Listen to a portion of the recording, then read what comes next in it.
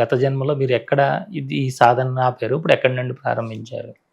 గత జన్మలో నేను అసలు మెడిటేషన్ చేయలేదండి. గత జన్మలో నేను ఒక రామ భక్తురాలిని. నా లైఫ్ అంతా లైఫ్ అంతా అని కాదు. ఇప్పుడు సగం లైఫ్ నాకు నచ్చినట్టే నేను బతికాను కదా. లాస్ట్ 2012 నుంచి మెడిటేషన్లోకి వెళ్ళి ఇది నాకు నచ్చినట్టు బతుకుతాను. కాకపోతే ఒక సాధన చేశాను అని మనం అనుకుంటున్నాం. ధ్యానంలో నుంచి బతుకుతున్నాను. ఆ టైంలో కూడా ఒక ఏజ్ వచ్చేదాకా మామూలుగా బతికాను. ఆ తర్వాత రాముడి మీద ఇష్టంతో రామ భక్తురాలను అయ్యి రాముడికే నా లైఫ్ అంతా త్యాగం చేసి అప్పుడు రాముడిలో రాముడు వచ్చి తీసుకెళ్ళాడు అనుకోండి పోని. ఇప్పుడు నాకు నేనే ప్రయాణిస్తున్నాను. మన జన్మ మనం ఏమి అనుకుని వస్తే అదే మాత్రం సాధించి అయితే తీరాలి. తీరితేనే మన బ్యాలెన్స్ 0 అవుతుంది. అంటే అప్పుడు మీరు ఏమైనా కొన్ని అనుకుని మనం మళ్ళీ జన్మ తీసుకోవాల్సి వచ్చిందంటారా? అప్పుడు లేదు, ఈ జన్మ నా ఇష్టం పూర్వకంగానే వచ్చింది. నేను ఇది మీకు అందించాలి. అసలు మెడిటేషన్ అంటే మెడిటేషన్ అంటే ఇంగ్లీష్ వర్డ్ వాడుతున్నాను. ధ్యానం అంటే ఏంటి, అసలు ధ్యానంలో ప్రయాణం ఏంటి, అసలు ఏమేం చేస్తాము, మొదటి నుంచి చివరి దాకా, అంటే మనం పుట్టే దగ్గర నుంచి మనం పోయేదాకా అసలు ఏం జరుగుతుంది, దేవుడి దగ్గర నుంచి ఎలా వచ్చాం, జన్మలా తీసుకుని వచ్చాం, మళ్ళీ వెళ్ళి దేవుళ్ళో ఎలా కలుస్తున్నాం, దేవుళ్ళో ఒక పార్ట్, ఒక చిన్న పార్టికల్ ఆత్మ అనేది బయటకు వచ్చి మళ్ళా తనలో తను ఎలా ఐక్యమయ్యాడు అన్నది అంత బుక్ రూపంలో 3 బుక్స్ రూపంలో రాశానండి. ఫస్ట్ బుక్ ఏమో మనలోని నేచర్ 5 ఎలిమెంట్స్ ద్వారా ప్రయాణించింది ఫస్ట్ బుక్లో రాశాను. సెకండ్ బుక్లో ఏమో అంతర్ప్రయాణం. ఫస్ట్ అది బాహ్య ప్రయాణం, రెండోది అంతర్ప్రయాణం. అంటే జీవుడు, బయటకు వచ్చిన జీవుడు తనను తాను తెలుసుకోవడానికి, దేవుళ్ళలో ఐక్యం అవడానికి ఎలా ప్రయాణించాడు అన్నది సెకండ్ బుక్లోని రాసింది. థర్డ్ బుక్లో వచ్చేసి రెండిటికి సహకరించింది ఈ బాడీనే కదా.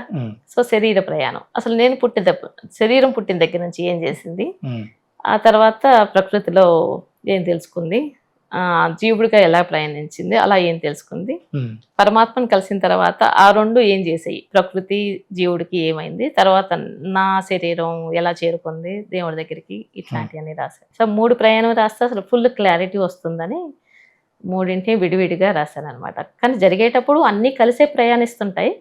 కానీ ఎలాబొరేట్ చేయాలంటే అన్ని కలిసి నాకే కన్ఫ్యూజ్డ్గా ఉండేది జరిగేటప్పుడు. ఇలా ఇది జరుగుతుంది, అది జరుగుతుంది, అన్నీ తెలుస్తున్నాయి, కానీ కూర్చొని ఆలోచించడానికి నాకు ఎక్కడ టైం దొరకలే మధ్యలో.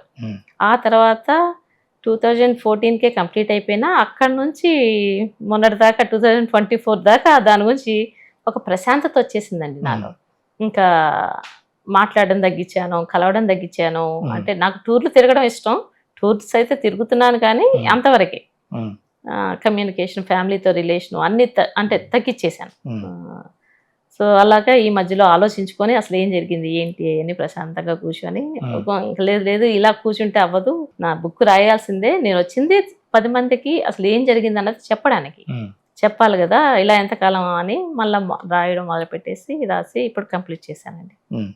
అంటే గత యుగాలలో, అంటే కృతయుగంలో, ద్వాపర యుగంలో, త్రేతాయుగంలో ఎంతో మునులు వారన్ని బంధాలని కించి కొంచెం దూరంగా, లేదంటే ఆశ్రమ జీవితం గడుపుతూ వాళ్ళు ఈ మోక్షం వైపు ప్రయాణం చేయాలని చూసేవారు. ఇప్పుడు మరి ఇక్కడ ఈ మెటీరియల్ వరల్డ్లో ఇక్కడ ఎలా ఉంటూ ఇది అంత ఈజీగా సాధ్యమయ్యే విషయం, అప్పుడు ఎందుకు వాళ్ళకి అంత కష్టమైంది, ఇప్పుడు మనకి ఎందుకు ఇంత ఈజీగా అయిపోతుందని చెప్తున్నారు? కలియుగంలో అసలు మనకు థాట్ వస్తేనే చాలా గొప్ప అండి. అప్పట్లో అందరూ ప్యూర్గా ఉండేవాళ్ళు, అందరూ మంచి మనసుతో ఉండేవాళ్ళు. సో చేయాలంటే దానికి తగ్గ ప్రయాణం వాళ్ళు చేయాలి. ఇప్పుడు ఎక్కడ చూసినా మంచి తగ్గిపోయింది, నిజం చెప్పే వాళ్ళు తగ్గిపోయారు, న్యాయం అనేది తగ్గిపోయింది, ధర్మం తగ్గిపోయింది. దానివల్ల మనలో ఏ కొంచెం మంచి కనిపించినా అది కొంచెం నేచర్ దాన్ని గుర్తుపడుతుంది, ఈజీగా గుర్తుపడుతుంది. అందుకని ఇప్పుడు మనకి అది ఎన్ని ఈజీ అయిపోతున్నాయి. ఇప్పుడు చూడండి, మనం చిన్నప్పటికి ఇప్పటికే చాలా తేడాలు వచ్చేసింది. అప్పుడు ఫోన్ చేయాలంటే ట్రంక్ కాల్ చేసి దానికోసం వెయిట్ చేసి ఆ లైన్ కట్ అవుతుంది, అలాగా. ఒకప్పుడు అది కూడా లేదు. ఇప్పుడు అది అంత కమ్యూనికేషన్ ఈజీ అయిపోయినట్లు ఇది కూడా ఈజీ అయిపోయింది. కలియుగ ధర్మానికి తగ్గట్టు ఆ కొంచెం మంచి కూడా మనకి చాలా మంచి చేస్తున్నట్లు అనమాట. అందుకని ఈజీ అవుతుంది లైఫ్ అంతే. అందుకని ప్రతి వాళ్ళు కొంచెం మారితే బాగుంటుంది. నిజానికి అసలు ఏ గురువు అవసరం లేదండి, అన్ని మనలోనే ఉన్నాయి. అసలు విశ్వం అంతా మనలోనే ఉంది. ఇప్పుడు నేను బాహ్య ప్రపంచం, అంతర్ప్రపంచం అంటున్నాను, కానీ అవన్నీ కూడా మన లోపలనే ఉన్నాయి. సో మన గురించి అసలు పూర్తిగా అసలు నేనేంటి అన్నది తెలిస్తే విశ్వం ఏంటి అన్నది అర్థమైపోతుంది.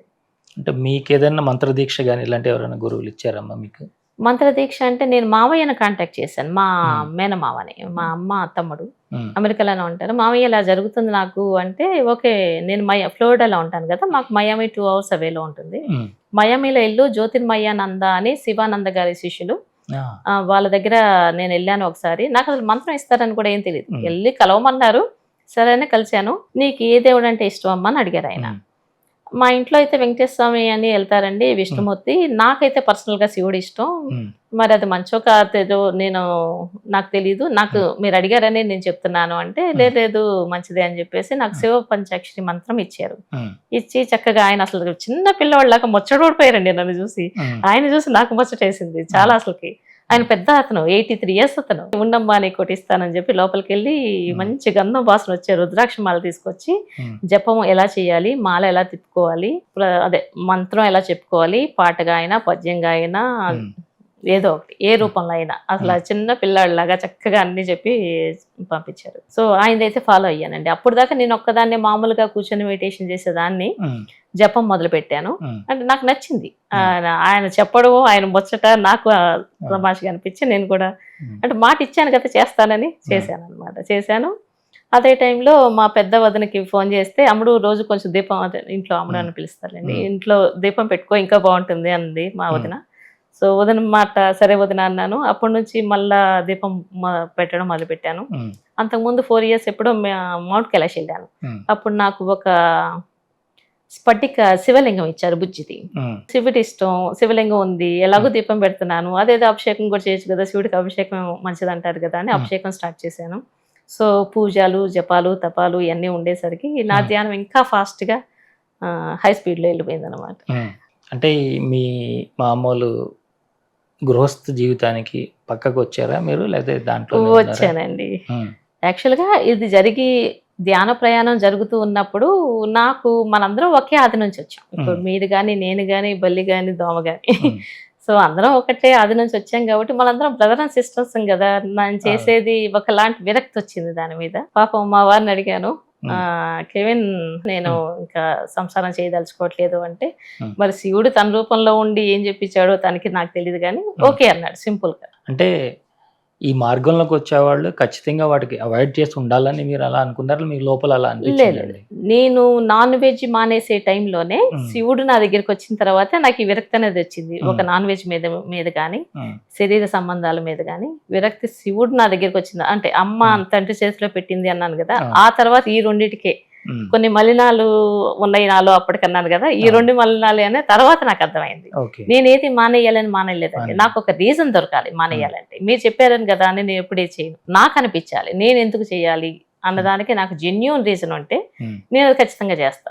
నాకు మంచి అనిపించాలి కదా, మీ మంచి మీది, నాది కాదు కదా, అలా ఆలోచించే మనిషి నేను. సో నాకు అలా అనిపించి నేను మానేశాను. తర్వాత మీ సాధన ఏమన్నా స్పీడ్ అందుకుందండి? ఖచ్చితంగా. ఆ తర్వాత చెప్పాను కదా, అదే టైంలో నాకు మంత్రం ఇచ్చారు గురుగారు. మామయ్య సెషన్ మూలాన జ్యోతిర్మయానంద గారిని కలిశాను, ఆయన నాకు మంత్రం ఇచ్చారు, మాల ఇచ్చారు. వదినకి విషయం చెప్పడం వలన వదిన దీపం పెట్టమంది. సో అలా పూజ మొదలు పెట్టాను. అసలు పూజని దేవుణ్ణి నమ్మే మనిషినే కదండి, అట్లాంటిది ట్రెమండస్ అలా భక్తిలోకి వెళ్ళడం, ధ్యానం వెళ్ళడం, అసలు లైఫే మారిపోయిందండి నాది, కంప్లీట్ గా మారిపోయింది. కొన్ని విషయాలు మీరు చెప్తే నమ్మరు. మనకు కోరిక వచ్చే ముందే ఆ కోరిక అవుతుందండి, ఇది జరిగితే బాగుండు అని అనుకున్న దాన్నేమో మరి జరిగిపోయింది కదా అనిపిస్తుంది. వింతగా జరిగాయండి, అసలు వింతలే జీవితంలో.